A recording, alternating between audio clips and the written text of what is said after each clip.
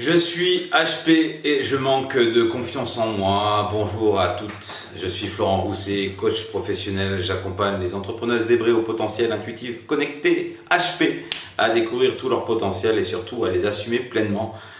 pour pouvoir avoir une activité florissante et qui a un impact positif dans le monde. Voilà, donc aujourd'hui je vais vous parler une nouvelle fois de haute potentialité. Je ne vais pas aller dans le détail à ce niveau-là. Vous avez identifié peut-être en regardant cette vidéo que vous êtes au potentiel ou vous avez des doutes sur la capacité, vous êtes quelqu'un d'un peu différent, de quelqu'un qui pense très vite, qui agit aussi parfois vite, qui connecte vite aux choses, qui ont des capacités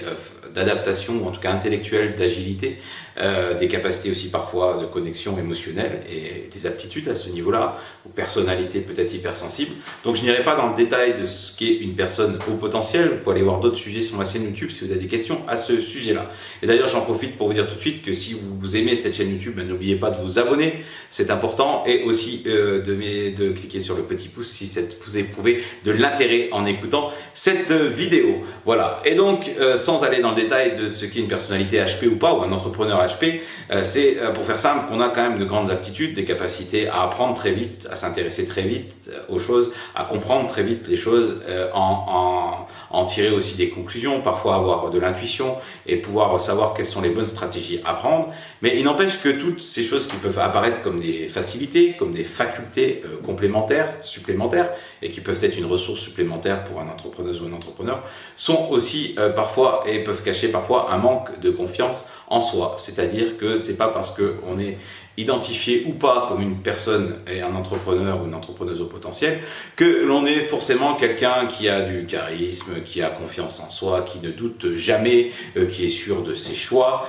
qui se trouve un peu inébranlable face à l'adversité, face aux échecs que tout entrepreneur connaît, et face aux difficultés. Et c'est parfois même, je dois le dire, parfois même le contraire, c'est-à-dire que parfois, face à toutes ces aptitudes-là, il peut aussi être plus difficile d'avoir de confiance en soi, avec une remise en cause, un questionnement et des doutes permanents, et que souvent, quand je vois la manière dont je peux fonctionner, d'autres personnalités au potentiel que je peux avoir en contact avec moi, ou les personnes que je peux accompagner, et les entrepreneuses au potentiel, que parfois, eh bien, effectivement, la haute potentialité va aussi par un manque de confiance en soi et d'estime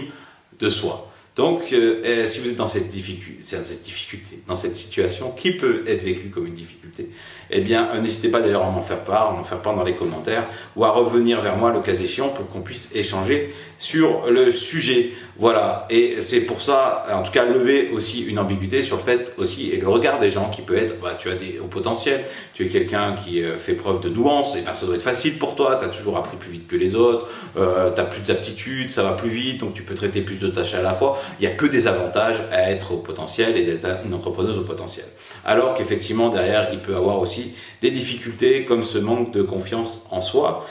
qu'il faut savoir à la fois accepter, reconnaître, voilà, c'est peut-être une première étape, et aussi qu'il faut savoir aussi travailler et cultiver cette confiance, cette estime de soi, parce qu'en tant qu'entrepreneuse et entrepreneur, si on veut durer, si on veut trouver des solutions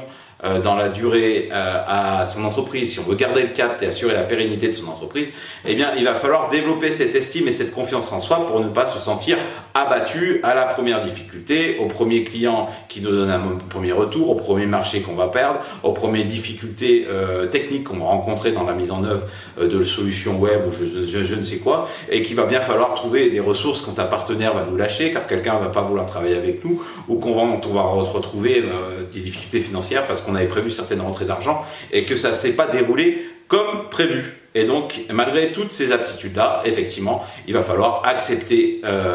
d'avoir des doutes et aussi développer cette confiance en soi et cette estime de soi qui va permettre aussi de donner des signes de reconnaissance à soi-même. Et je t'invite à le faire pour voir toutes les choses que tu fais bien, toutes les choses que tu fais bien dans une journée, toutes les choses que tu accomplis, et que malgré les échecs que tu as pu connaître, eh ben, de souligner aussi et de mettre en valeur, de te remercier pour toutes les belles choses que tu as fait. Voilà un petit astuce au quotidien pour hacker ton cerveau et augmenter la confiance en toi et l'estime de soi. Et comme tu es une personne au potentiel qui va très vite, qui agit, qui pense très vite, qui fait des connexions très très rapides, et ben je t'invite à passer à l'action et puis à matérialiser et à célébrer les petites victoires que tu as pu avoir, la formalisation d'une offre de service, un client qui t'a dit oui, la fin d'une prestation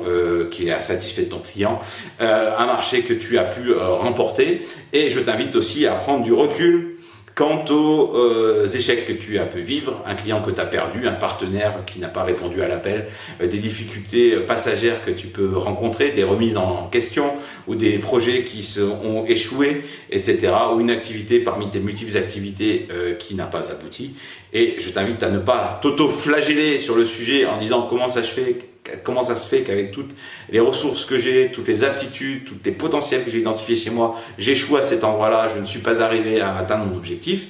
Je t'invite à prendre une grande respiration, à prendre du recul, à te redonner confiance et de l'estime de soi en regardant tout ce que les choses positives que tu as pu accomplir. Et quand tu fais la balance, généralement, les choses que tu as accomplies positives, elles sont plus importantes que les difficultés que tu as rencontrées. Et puis également, avec le recul, avoir le cadeau caché, et ça sera l'objet d'une autre vidéo, de ce que tu as permis en termes d'apprentissage et en termes d'innovation, en termes de résultats, de tes échecs. Voilà. Et les obstacles que tu as pu rencontrer sont des grands leviers aussi de développement de ton activité, mais ça, ce sera pour le sujet d'une autre vidéo. Voilà. Donc n'hésite pas à me dire en commentaire comment toi tu vis ta haute potentialité et le fait d'avoir de l'estime et de la confiance en toi. Et si tu souhaites travailler en direct et évoluer grandement